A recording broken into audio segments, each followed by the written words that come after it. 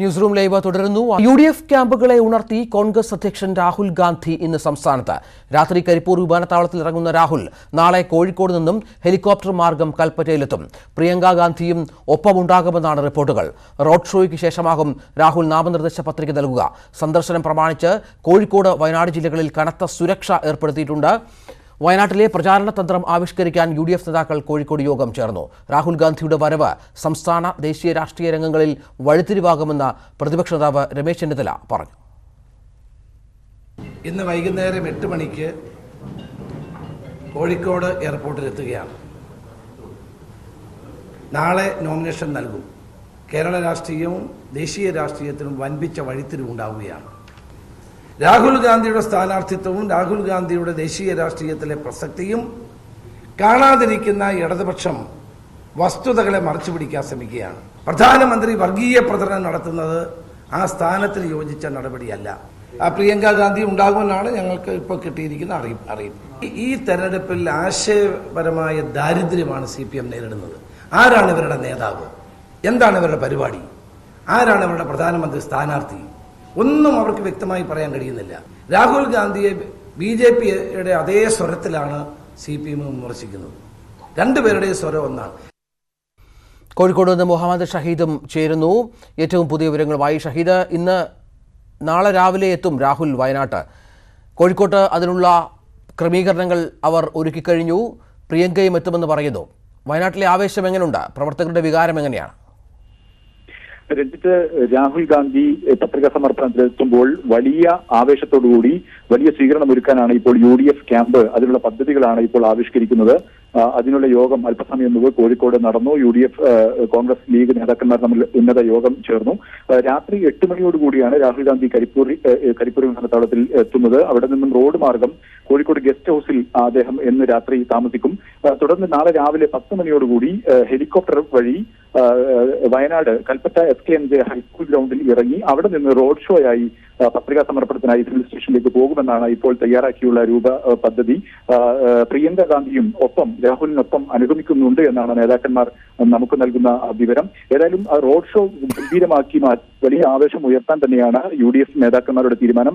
പത്രികാ സമർപ്പണത്തിന് ശേഷം വയനാട്ടിലെ പ്രമുഖ കോൺഗ്രസ് നേതാക്കന്മാരുമായി ഒരു കൂടിക്കാഴ്ചയും രാഹുൽ ഗാന്ധി ഒരുക്കിയിട്ടുണ്ട്.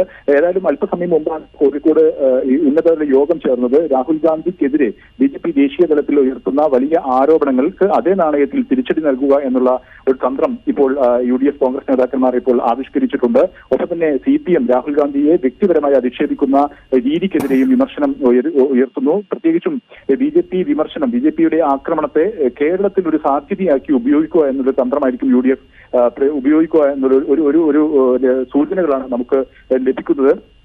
KC വേണുഗോപാൽ ഉൾപ്പെടെയുള്ളവർ ഇക്കാര്യം ചൂണ്ടിക്കാണിക്കുകയും ചെയ്തു. അതായത് കാശ്മീരിൽ PDPയും BJPയും ഒപ്പം സർക്കാർ ഉണ്ടാക്കിയ അത്തരത്തിലുള്ള ഒരു മുന്നണി ഉണ്ടാക്കിയ BJPക്ക് ഈ തരത്തിൽ തികച്ചും വർഗീയ പരാമർശങ്ങൾ ഉൾക്കൊള്ളുന്ന അല്ലെങ്കിൽ ഒരു ന്യൂനപക്ഷ സംഘടനകളെ പ്രത്യേകിച്ചും മുസ്ലിം ലീഗിനൊപ്പം കൂട്ടി മത്സരിക്കുന്നു എന്നുള്ള വിമർശനം നടത്താൻ അർഹതയില്ല എന്നുള്ള കാര്യവും അദ്ദേഹം പറഞ്ഞു. ഒപ്പം തന്നെ രാജ്യത്തുള്ള ജനങ്ങളെ മതത്തിന്റെ പേരിൽ വോട്ടർമാരെ ഭിന്നിപ്പിക്കുന്ന ഒരു നിലപാടിലേക്ക് ഈ മോദി പോവുകയാണെന്നുള്ള വിമർശനവും അദ്ദേഹം മുന്നോട്ട് വെക്കുന്നു. ഒപ്പം CPMന് ആശയ ദാരിദ്ര്യമാണെന്ന് അദ്ദേഹം വിലയിരുത്തുന്നു. അതുകൊണ്ടാണ് വ്യക്തിപരമായ ആക്രമണം രാഹുലിനെതിരെ നടത്തുന്നത് എന്നുള്ള തരത്തിലുള്ള ഒരു വിലയിരുത്തലും UDF നേതാക്കന്മാരുടെ പങ്കുവച്ചത്. രാഹുൽ ഗാന്ധിക്കെതിരെ വീണ്ടും CPM general secretary Sitaram Yechury Rahul കേരളത്തിൽ മത്സരിക്കുന്നത് കൊണ്ട് നൽകുന്ന സന്ദേശം എന്താണെന്ന് യെച്ചൂരി ചോദിച്ചു. Choosing a place where the BJP is not the threat, but the main contest in Kerala for decades has been between the LDF and the UDF. So targeting in this situation to defeat the LDF rather than the BJP, what is the signal that the Congress wishes to give?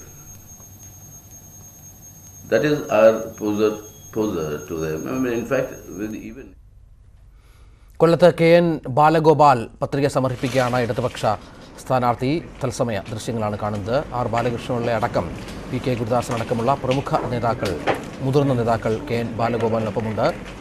ദൃശ്യങ്ങളിൽ കാണാം KN Balagopal മുഖ്യ ഭരണാധികാരിയായ കളക്ടർക്ക് മുൻപാകെ പത്രിക സമർപ്പിക്കുന്നു.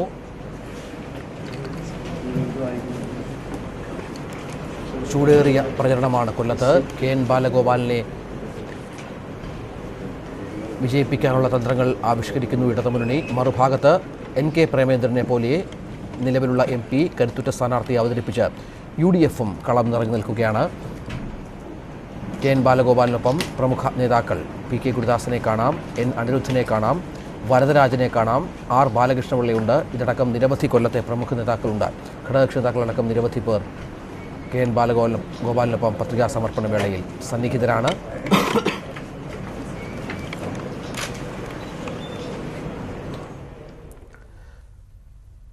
ദേശവിരുദ്ധ ശക്തികളെ കോൺഗ്രസ് പ്രോത്സാഹിപ്പിക്കുകയാണെന്ന് പ്രധാനമന്ത്രി നരേന്ദ്രമോദി. പ്രകടന പത്രികയിലൂടെ കോൺഗ്രസ് നൽകിയതെല്ലാം വ്യാജ വാഗ്ദാനങ്ങളാണെന്നും മോദി അരുണാചലിൽ തെരഞ്ഞെടുപ്പ് റാലിയിൽ പറഞ്ഞു. कांग्रेस ने देश में अलगाववाद बढ़ाने के लिए, हिंसा को प्रोत्साहन देने के लिए, देश को गाली देने वालों को प्रोत्साहन देने के लिए भी एक योजना बनाई है. जो तिरंगे झंडे को जलाते हैं, उसका अपमान करते हैं, जो आपकी तरह जय हिंद नहीं लेकिन भारत तेरे टुकड़े होंगे. രമ്യ ഹരിദാസിനെതിരായി വിജയരാഘവന്റെ പരാമർശത്തിൽ പിഴവുണ്ടോയെന്ന് CPM സംസ്ഥാന നേതൃത്വം പരിശോധിക്കുമെന്ന് CPM general secretary Sitaram Yechury. വിജയരാഘവന്റെ പരാമർശത്തെക്കുറിച്ച് വ്യക്തമായി അറിയില്ല. വിഷയത്തിൽ സംസ്ഥാന നേതൃത്വവുമായി ചർച്ച നടത്തിയിട്ടില്ലെന്നും യെച്ചൂരി കൊച്ചിയിൽ പറഞ്ഞു. Honestly, I don't know what he said. I don't understand Malayalam and what he said exactly. And anyway, this is the issues at the local level, they'll go into it. But the issue, which I was told, I mean, if the issues on the question of women's equality and the question of that, on that the CPIM's position is completely uncompromising. We have stated very clearly that the question of the treatment of not only women but other marginalized sections, that has to be in consonance with our stated All India policy where we uphold supreme equality and respect. ആലത്തൂരിലെ Congress സ്ഥാനാർത്ഥി Ramya ഹരിദാസിനെതിരെ LDF convener Vijayaraghavan അപകീർത്തിപരമായ പരാമർശം നടത്തിയെന്ന പരാതി Thrissur range IG അന്വേഷിക്കും. പ്രതിപക്ഷ നേതാവ് രമേശ് ചെന്നിത്തല DGPക്ക് നൽകിയ പരാതി IGക്ക് കൈമാറി. സംഭവത്തിൽ രമ്യ ഹരിദാസ് നൽകിയ പരാതിയിൽ തിരൂർ DYSP P ബിജു രമ്യയിൽ നിന്ന് മൊഴിയെടുക്കും. കേസെടുക്കുന്നത് സംബന്ധിച്ച റിപ്പോർട്ട് 2 ദിവസത്തിനകം മലപ്പുറം SPക്ക് കൈമാറും. തിരുവനന്തപുരത്ത് നിന്ന് VS അനു ചേരുന്നു. അനു, ഇതുമായി ബന്ധപ്പെട്ട് ഗൗരവതരമായ അന്വേഷണം പോലീസിന്റെ ഭാഗത്തുനിന്നുണ്ടാകുമെന്ന് പ്രതീക്ഷിക്കാമോ? എന്താണ് ലഭിക്കുന്ന വിവരങ്ങൾ? രഞ്ജിത്ത്, തീർച്ചയായും പോലീസിന് തള്ളിക്കളയാവുന്ന ഒരു പരാതിയല്ല രമ്യ ഹരിദാസും പ്രതിപക്ഷ നേതാവ് രമേശ് ചെന്നിത്തലയും നൽകിയത്. അതുകൊണ്ട് തന്നെയാണ് ഇന്നലെ നൽകിയ പരാതി DGP ഇപ്പോൾ തൃശൂർ റേഞ്ച് IG ബൽറാം കുമാർ ഉപാധ്യയ്ക്ക് കൈമാറിയത്. ഇത് കൃത്യമായി പറയുന്നുണ്ട്, സ്ത്രീത്വത്തെ അപമാനിച്ചു, SC/ST വിഭാഗങ്ങൾക്കെതിരായ അക്രമത്തിനെതിരായ നിയമപ്രകാരം കേസെടുക്കണം എന്നീ തുടങ്ങി നിയമപ്രകാരം വലിയ കുറ്റങ്ങളാണ് ഇപ്പോൾ വിജയരാഘവനെതിരെ ആരോപിച്ചിട്ടുള്ളത്. അതുകൊണ്ട് തന്നെ പോലീസിനെ സംബന്ധിച്ച് ഇതൊരു നിസ്സാരമായി തള്ളിക്കളയാനാവില്ല. ആ സംബന്ധിച്ച കൃത്യമായ ഒരു അന്വേഷണം നടക്കും എന്ന് തന്നെയാണ് ഈ പോലീസ് നടപടി കൊണ്ട് നമുക്കിപ്പോൾ മനസ്സിലാക്കാൻ കഴിയുന്നത്. മാത്രമല്ല, രമ്യ ഹരിദാസ് നൽകിയ ആലത്തൂർ DYSPക്ക് നൽകിയ പരാതി ഇപ്പോൾ തിരൂർ DYSPക്ക് കൈമാറിയിട്ടുണ്ട്. കാരണം ഈ സംഭവം നടന്നത് അല്ലെങ്കിൽ വിജയരാഘവന്റെ വിവാദ പരാമർശം ഉണ്ടായ പൊന്നാനിയിൽ വെച്ചാണ്. അതുകൊണ്ട് തന്നെ പോലീസ് നടപടി കൃത്യമായി മുന്നോട്ട് പോകുന്നുണ്ട്. രഞ്ജിത്ത്, ഒപ്പം മഹിളാ കോൺഗ്രസ് അടക്കം രൂക്ഷമായ വിമർശനവുമായി രംഗത്ത് വന്നു കഴിഞ്ഞു. എന്തുകൊണ്ട് ഇടതുപക്ഷ സംഘടനകൾ ഈ വിഷയത്തിൽ പ്രതികരിക്കുന്നില്ല? വനിതാ കമ്മീഷന്റെ ഇടപെടലിനെയും വിമർശിച്ചു കഴിഞ്ഞു മഹിളാ കോൺഗ്രസ്.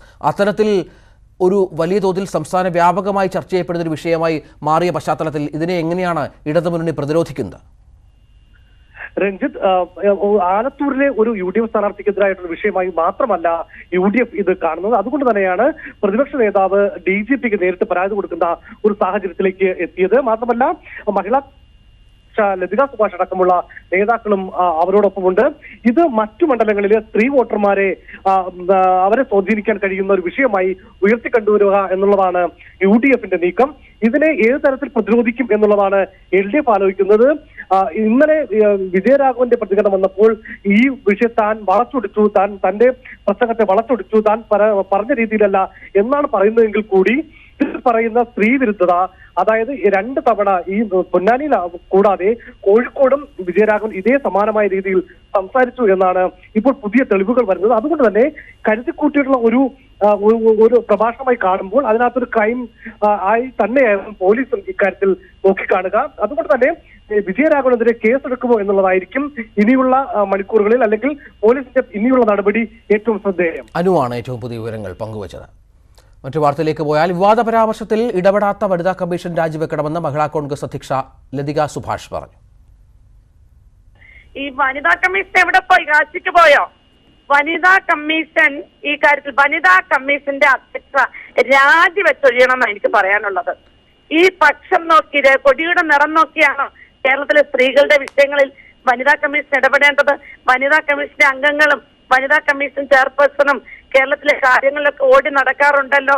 ഇപ്പോൾ CPM-ന് ഒരിക്കലും ഒരു പരിക്കും പറ്റാത്ത വിഷയങ്ങളിൽ മാത്രം ഇടപെടുകയും അല്ലാത്ത വിഷയങ്ങളിൽ നിലപാടുകൾ എടുക്കാതിരിക്കുകയും ചെയ്യുന്ന വനിതാ കമ്മീഷൻ രാഷ്ട്രീയം കളിക്കുകയാണ് ഇവിടെ. ആ വനിതാ കമ്മീഷൻ ഉൾപ്പെടെ ഈ കാര്യത്തിൽ നിലപാടെടുക്കുകയും അവിടെ കുമാരി രമ്യയ്ക്ക് നീതി കൊടുക്കുവാനായിട്ട് ഇടപെടൽ നടത്തുകയും ചെയ്യണം.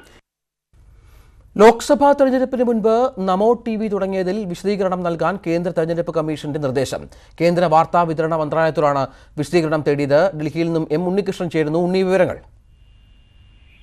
രഞ്ജിത്ത്, മാർച്ച് 31-നാണ് നമോ ടിവിയുടെ പ്രവർത്തനം തുടങ്ങിയിരുന്നത്. 24 മണിക്കൂർ TV ചാനലായി എല്ലാ DTH പ്ലാറ്റ്ഫോമിലും ഇത് ലഭ്യമാകുന്നത് തിരഞ്ഞെടുപ്പ് പെരുമാറ്റച്ചട്ടത്തിന്റെ ലംഘനമാണെന്നാണ് പ്രതിപക്ഷ പാർട്ടികൾ കമ്മീഷന് നൽകിയിരുന്ന പരാതി. കോൺഗ്രസും ആം ആദ്മി പാർട്ടിയും കമ്മീഷനെ സമീപിച്ചിരുന്നു. ഈ സാഹചര്യത്തിലാണ് തിരഞ്ഞെടുപ്പ് കമ്മീഷൻ കേന്ദ്ര സർക്കാരിന്റെ വിശദീകരണം തേടിയിരിക്കുന്നത്. കേന്ദ്ര വാർത്താവിതരണ മന്ത്രാലയത്തോട് കമ്മീഷൻ ആവശ്യപ്പെട്ടിരിക്കുന്നത് നമോ TV രജിസ്ട്രേഷൻ ഉള്ള TV ചാനലാണോ, ഏത് രീതിയിലാണ് ഇതിന്റെ ലോഞ്ചിങ് നടന്നിരിക്കുന്നത്, ഇതിന്റെ പ്രവർത്തനം തുടങ്ങിയ കാര്യങ്ങളാണ്. എന്നാൽ വാർത്താവിതരണ മന്ത്രാലയം പ്രതിപക്ഷത്തിന്റെ ആരോപണങ്ങൾ തള്ളുന്ന ഒരു മറുപടിയാണ് കമ്മീഷൻ നൽകാനായി പോകുന്നതെന്നാണ് ലഭിക്കുന്ന സൂചന. BJPയുടെ പൂർണ്ണമായ പ്രചാരണ പ്ലാറ്റ്ഫോം മാത്രമാണ് നമോ TV, അല്ലാതെ അതൊരു ടെലിവിഷൻ ചാനലല്ല എന്നൊരു വിശദീകരണമാണ് നൽകാനായി പോകുന്നത് കേന്ദ്ര സർക്കാർ. അതുകൊണ്ട് തന്നെ കമ്മീഷൻ ഇക്കാര്യത്തിൽ എന്ത് തുടർ നടപടിയെടുക്കും ഈ വിശദീകരണം പരിഗണിച്ചുകൊണ്ട് എന്നാണ് അറിയേണ്ടത്. പ്രതിപക്ഷ പാർട്ടികളുടെ നിലപാട് അംഗീകരിച്ചുകൊണ്ട് സംപ്രേഷണം നിർത്തിവയ്ക്കാൻ ആവശ്യപ്പെടുമോ എന്നത് പ്രധാനമാണ്. ഒപ്പം തന്നെ കമ്മീഷൻ ദൂരദർശന്റെ കൂടി വിശദീകരണം തേടിയിട്ടുണ്ട്. മാർച്ച് 31-ന് നടന്ന മേഹു ചൌക്കീദാർ എന്ന പ്രധാനമന്ത്രിയുടെ പ്രചാരണ പരിപാടി ദൂരദർശനിൽ അരമണിക്കൂറിലേറെ സംപ്രേഷണം ചെയ്തതുമായി ബന്ധപ്പെട്ടാണ് ഈ വിശദീകരണം തേടൽ. ശരി ഉണ്ണി. പത്തനംതിട്ടയിലെ NDA സ്ഥാനാർത്ഥി K. സുരേന്ദ്രൻ വീണ്ടും നാമനിർദ്ദേശ പത്രിക നൽകും. നേരത്തെ നൽകിയ പത്രികയിൽ ഉൾപ്പെട്ടതിനേക്കാൾ കൂടുതൽ കേസുകൾ സുരേന്ദ്രന്റെ പേരിലുണ്ടെന്ന് അറിഞ്ഞതിനെ തുടർന്നാണ് വീണ്ടും പത്രിക നൽകുക. 20 ക്രിമിനൽ കേസുകളുടെ വിവരങ്ങളാണ് സുരേന്ദ്രൻ പത്രികയിൽ ഉൾപ്പെടുത്തിയിരുന്നത്. എന്നാൽ സർക്കാർ ഹൈക്കോടതിയിൽ നൽകിയ സത്യവാങ്മൂലത്തിൽ 243 കേസുകൾ സുരേന്ദ്രന് എതിരെ ഉണ്ടെന്ന് വ്യക്തമാക്കിയിരുന്നു. ഇതുകൂടി ഉൾപ്പെടുത്തി പുതിയ പത്രിക നൽകാനാണ് തീരുമാനം. ആദ്യം നൽകിയ പത്രികയ്ക്കൊപ്പം കൂടുതൽ കേസുകളുടെ വിവരങ്ങൾ അടങ്ങിയ അപേക്ഷ നൽകാനാണ് ആദ്യം ആലോചിച്ചത്. എന്നാൽ പുതിയ പത്രിക നൽകുന്നത് രാഷ്ട്രീയമായി ഗുണം ചെയ്യും എന്ന വിലയിരുത്തലിന്റെ അടിസ്ഥാനത്തിലാണ് തീരുമാനം. ചൂടിലുരുകി കേരളം.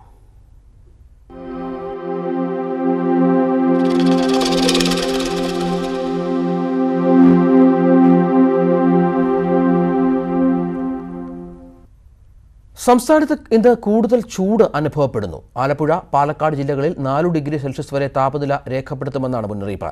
സൂര്യാഘാത, സൂര്യതപ മുന്നറിയിപ്പുകൾ ഇന്നും തുടരും. നാളെ തുടങ്ങാനിരുന്ന കേരള യൂണിവേഴ്സിറ്റി പരീക്ഷകൾ മാറ്റി. പാലക്കാട്, ആലപ്പുഴ ജില്ലകളിലാണ് ചൂട് കൂടുതൽ അനുഭവപ്പെടുക. 2 ജില്ലകളിലും താപനില ശരാശരിയിൽ നിന്നും 3 മുതൽ 4 ഡിഗ്രി സെൽഷ്യസ് വരെ ഉയരും. വയനാട് ഒഴികെ മറ്റെല്ലാ ജില്ലകളിലും ചൂടിന് കുറവുണ്ടാകില്ല. 11 ജില്ലകളിൽ ശരാശരിയിൽ നിന്നും 2 മുതൽ 3 ഡിഗ്രി സെൽഷ്യസ് വരെ താപനില ഉയരുമെന്നാണ് കേന്ദ്ര കാലാവസ്ഥാ നിരീക്ഷണ വകുപ്പിന്റെ മുന്നറിയിപ്പ്. സംസ്ഥാനത്ത് എല്ലാ ജില്ലകളിലും സൂര്യാഘാത, സൂര്യാതപ മുന്നറിയിപ്പുകൾ തുടരും.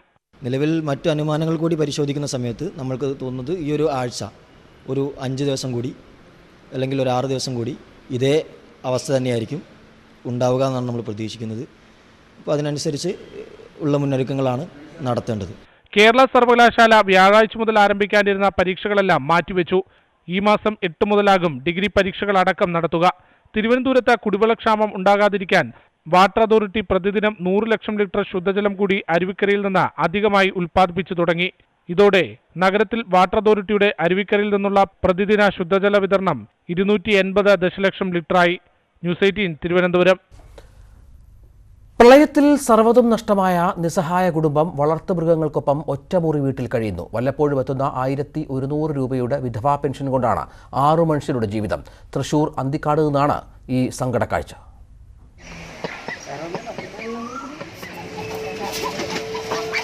2 ആടുകൾ, 1 പശു, 3 താറാവുകൾ, പിന്നെ 6 മനുഷ്യരും. എല്ലാവരുടെയും ഊണും ഉറക്കവും ഈ ഒറ്റമുറി ഷെഡിൽ. തൃശൂർ അന്തിക്കാട് തങ്കമണിയുടെയും കുടുംബത്തിന്റെയും ജീവിതം ഇങ്ങനെയാണ്.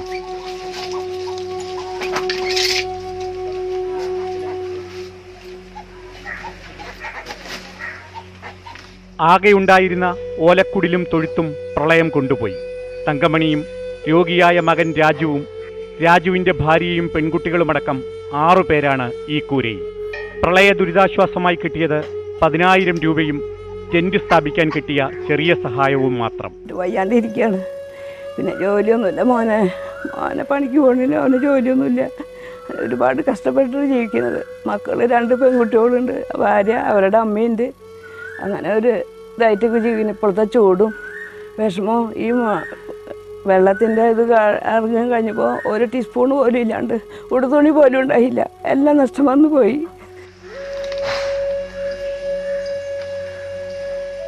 തങ്കമണിക്ക് കിട്ടുന്ന 1100 രൂപയുടെ വിധവാ പെൻഷൻ, പിന്നെ ഈ വളർത്തുജീവികളിൽ നിന്നുള്ള ചെറിയ വരുമാനം, അതുമാത്രമാണ് ഈ കുടുംബത്തിൻ്റെ ഉപജീവന മാർഗം.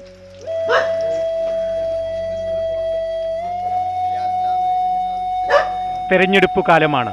പഴന്തുണി കെട്ടിമറച്ച ഈ കൂരയിലേക്കും വികസനത്തിൻ്റെ വലിയ കഥകളുമായി രാഷ്ട്രീയ പാർട്ടികളും സ്ഥാനാർത്ഥികളും വോട്ടു തേടി വരാതിരിക്കില്ല. ന്യൂസ് 18 തൃശൂർ. നടിയെ ആക്രമിച്ച കേസിൽ മെമ്മറി കാർഡിന്റെ പകർപ്പ് ആവശ്യപ്പെട്ടുള്ള ദിലീപിന്റെ ഹർജി പരിഗണിക്കുന്നത് സുപ്രീം കോടതി മെയ് 1 മാറ്റി. സംസ്ഥാന സർക്കാർ ആവശ്യത്തെ തുടർന്നാണ് ഹർജി പരിഗണിക്കുന്നത് മാറ്റിയത്. ഹർജിയിൽ തീരുമാനം വരുന്നതുവരെ കുറ്റം ചുമത്തരുതെന്ന് ദിലീപിന്റെ അഭിഭാഷകൻ ആവശ്യപ്പെട്ടു. എന്നാൽ സംസ്ഥാന സർക്കാർ അഭിഭാഷകൻ ആവശ്യത്തോട് പ്രതികരിച്ചില്ല. ആക്രമണത്തിന്റെ ദൃശ്യങ്ങൾ അടങ്ങിയ മെമ്മറി കാർഡിന്റെ പകർപ്പ് ലഭിച്ചാൽ ദിലീപ് ദുരുപയോഗം ചെയ്തേക്കുമെന്ന് സർക്കാർ കോടതിയെ അറിയിച്ചിരുന്നു. കേസിലെ നിർണായക രേഖയായ കാർഡിന്റെ പകർപ്പ് ലഭിക്കാൻ നിയമപരമായി അവകാശമുണ്ടെന്നാണ് ദിലീപിന്റെ വാദം. തൊടുപുഴയിൽ ക്രൂരമർദ്ദനത്തിനിരയായ 7 വയസ്സുകാരന്റെ ആരോഗ്യനില മാറ്റമില്ലാതെ തുടരുന്നു. വെന്റിലേറ്ററിൽ തന്നെ തുടരാനാണ് മെഡിക്കൽ ബോർഡിന് നിർദ്ദേശമെന്ന് കോലഞ്ചേരി മെഡിക്കൽ കോളേജിൽ ഡോക്ടർമാർ വ്യക്തമാക്കി. കുട്ടിയുടെ തലച്ചോറിന്റെ പ്രവർത്തനം നിലച്ചെങ്കിലും മറ്റ് അവയവങ്ങൾ പ്രവർത്തിക്കുന്നുണ്ട്. ദ്രവരൂപത്തിൽ ഭക്ഷണം നൽകുന്നുണ്ടെന്നും ഡോക്ടർമാർ അറിയിച്ചു. കുട്ടിയുടെ ആരോഗ്യനില ഇന്നത്തെ പോലെ തന്നെ തുടരുകയാണ്. കാര്യമായ പുരോഗതിയൊന്നും ഉണ്ടായിട്ടില്ല. മറ്റവയവങ്ങളെല്ലാം കൃത്യമായിട്ട് തന്നെ പ്രവർത്തിക്കുന്നുണ്ട്. ട്യൂബിലേക്കുള്ള ദ്രവരൂപത്തിന് നമുക്ക് 400 ml ഇതിനെ കൊടുക്കാൻ സാധിച്ചു. ഇന്ന് അത് ഒരു 50 ml എന്നുള്ളത് 75 ml വെച്ച് ഓരോ മണിക്കൂറിൽ കൂട്ടാം. മറ്റവയവങ്ങളെല്ലാം കൃത്യമായി പ്രവർത്തിക്കുന്നുണ്ട്. പക്ഷേ തലച്ചോറിൻ്റെ പ്രവർത്തനങ്ങളിൽ മാത്രം ഒരു പുരോഗതിയും ഉണ്ടായിട്ടില്ല. പൂർണ്ണമായും വെന്റിലേറ്റർ സഹായത്തോടെ തന്നെയാണ് ജീവൻ നിലനിർത്തിയത്. ഓയൂരിൽ യുവതിയെ പട്ടിണിക്കിട്ട് കൊലപ്പെടുത്തിയ കേസിലെ പ്രതികളായ ഭർത്താവിനെയും അമ്മയെയും പോലീസ് ഇന്ന് ചോദ്യം ചെയ്യും. ഭർത്താവ് ചന്തുലാൽ, ഭർത്തൃമാതാവ് ഗീതാലാൽ എന്നിവരെ കൊട്ടാരക്കര റൂറൽ SP-യുടെ നേതൃത്വത്തിലാണ് ചോദ്യം ചെയ്യുന്നത്. ആഭിചാരക്രിയകൾക്കായി തുഷാരയെ ഉപയോഗിച്ചോ എന്നാണ് പ്രത്യേക സംഘം അന്വേഷിക്കുന്നത്. ഇനി മറ്റ് തെരഞ്ഞെടുപ്പ് വാർത്തകൾ.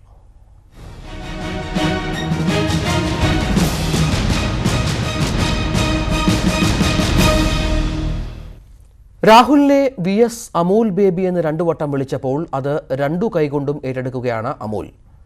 അമേഠിക്ക് പുറമെ വയനാട്ടിലും മത്സരിക്കുന്ന രാഹുലിനെ പ്രമേയമാക്കിയാണ് പുതിയ കാരിക്കേച്ചർ പരസ്യം.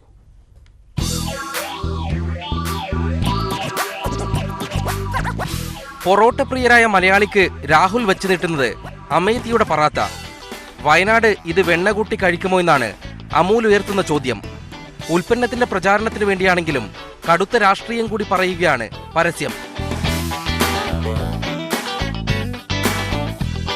ദേശീയ ദിനപത്രങ്ങളുടെ 1-ാം പേജിലും സമൂഹ മാധ്യമങ്ങളിലും വന്ന പരസ്യം മണിക്കൂറുകൾക്കുള്ളിൽ തരംഗമായി.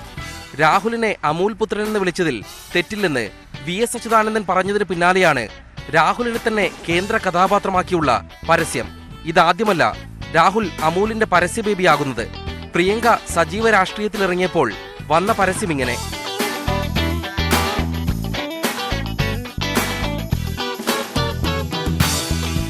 രാഹുൽ മോഡിയെ പാർലമെന്റിൽ കെട്ടിപ്പിടിച്ചപ്പോൾ കെട്ടിപ്പിടുത്തമോ നാണം കെടുത്തലോ എന്നായിരുന്നു തലക്കെട്ട്.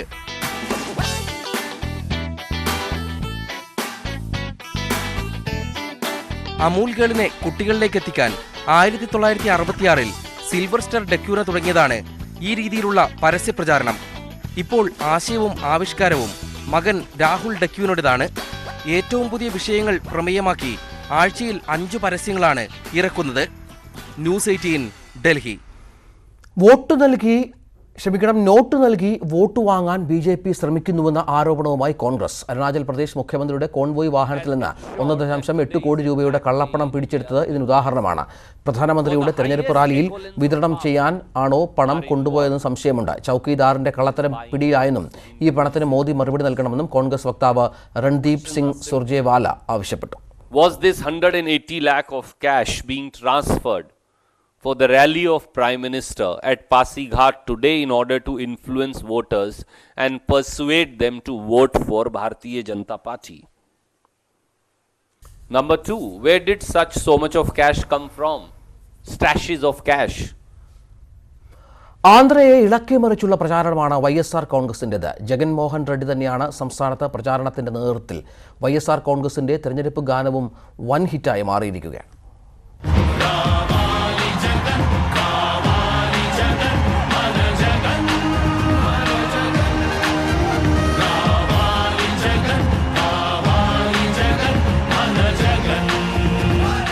ജഗനെ വേണം, ജഗൻ വരണം. YSR കോൺഗ്രസിന്റെ തെരഞ്ഞെടുപ്പ് മുദ്രാവാക്യം. ആന്ധ്രയിലെങ്ങും അണികളെ ആവേശത്തിലാക്കുകയാണ് കാവാലി ജഗൻ, രാവാലി ജഗൻ എന്ന തെരഞ്ഞെടുപ്പ് ഗാനം.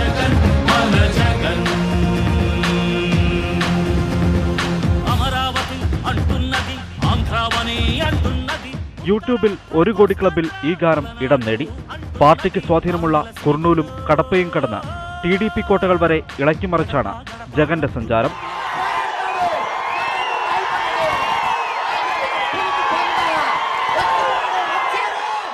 കൂറ്റൻ റോഡ് ഷോകൾ.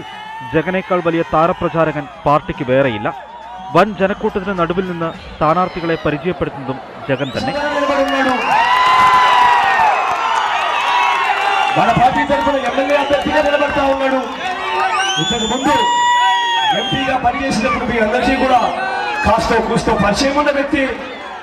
കഴിഞ്ഞ ലോക്സഭാ തെരഞ്ഞെടുപ്പിൽ 25-ൽ 8 സീറ്റ് നേടിയിരുന്നു YSR Congress.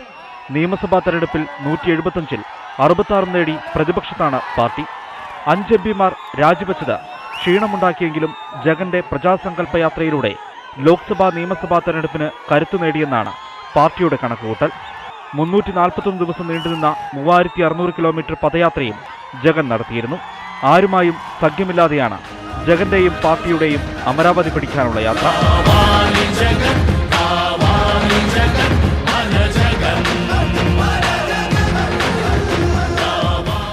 Election desk, news 18. Lok Sabha തെരഞ്ഞെടുപ്പിൽ ഇതുവരെ പ്രഖ്യാപിച്ചതിൽ ഏറ്റവും പ്രായം കുറഞ്ഞ സ്ഥാനാർത്ഥി അസമിൽ നിന്നാണ്. CPM ടിക്കറ്റിൽ മത്സരിക്കുന്ന വിദ്യാർത്ഥി നേതാവ് ബിരാജ് ദേഗയ്ക്ക് 25 വയസ്സ് മാത്രമാണ് പ്രായം. കൊക്രാജാറിൽ നിന്നാണ് ബിരാജ് ദേഗ ജനവിധി തേടുന്നത്.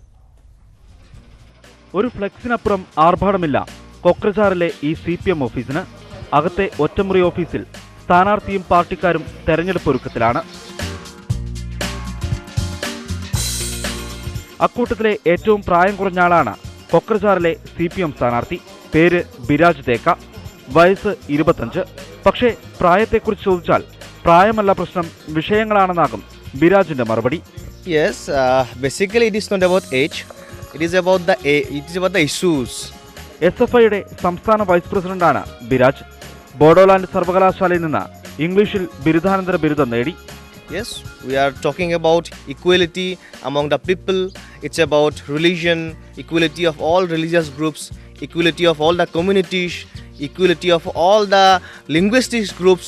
So we are having all these issues we are having, and we are going with the voter with all these issues. Sitting MP നബാകുമാർ സരണിയ ഇത്തവണയും മത്സരത്തിനുണ്ട്. ബോഡോ പീപ്പിൾസ് ഫ്രണ്ടും കോൺഗ്രസും മറ്റ് പ്രാദേശിക പാർട്ടികളും ഇവിടെ സ്ഥാനാർത്ഥികളെ നിർത്തിയിട്ടുണ്ട്.